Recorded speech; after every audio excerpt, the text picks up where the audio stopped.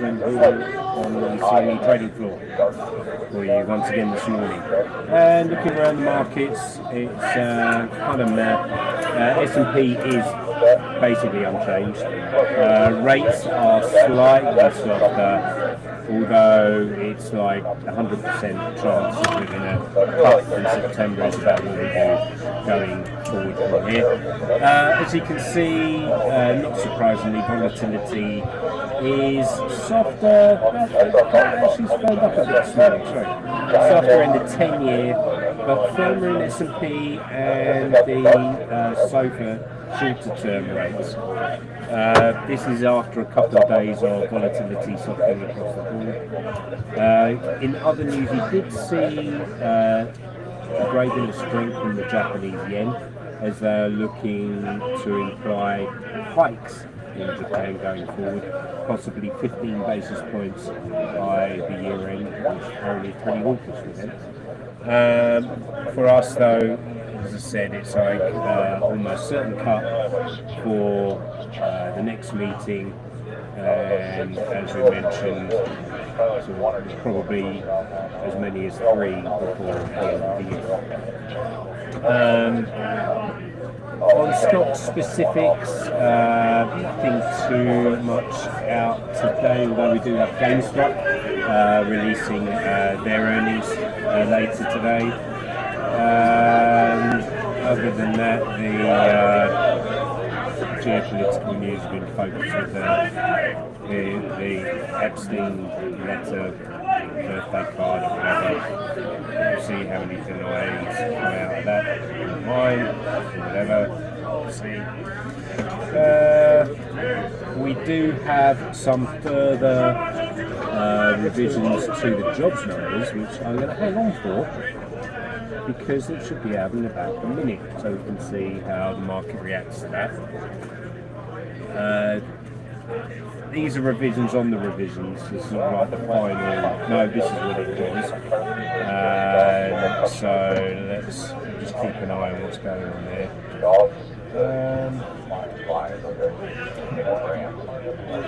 Just scanning around the markets at the moment.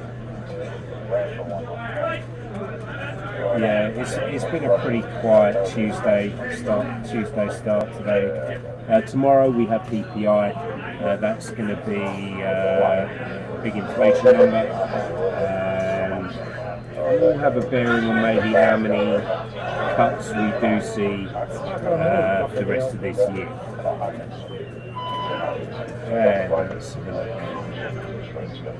I think they have another Iowa guy.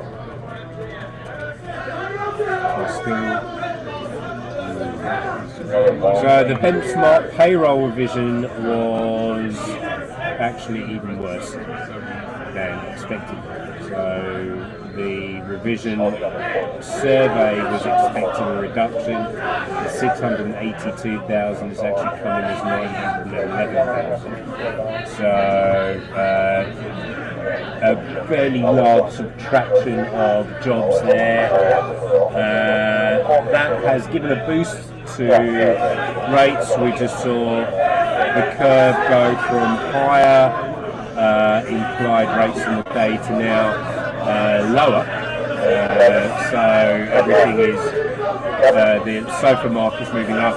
S&P completely didn't care whatsoever. That is not very good at all, other than going from +1 to -1. But the rate market is the one that's moving short-term rates. Keep an eye, one thing I wanted to mention is to keep an eye on the yield curve. I think this could be a major piece of news going forward. Especially I was reading yesterday about how with the ECB cutting rates, we still see longer term rates go higher, and how the curve will react to the first cut, the September meeting, in the 10 to 30 year part of the curve is going to be very important, because if you see rates move higher there, it's not going to help our borrowing costs, and so could be a negative effect on the markets going forward. that's something I'll be talking about going forward. Anyway, as always, better be lucky than be good. So good luck trading.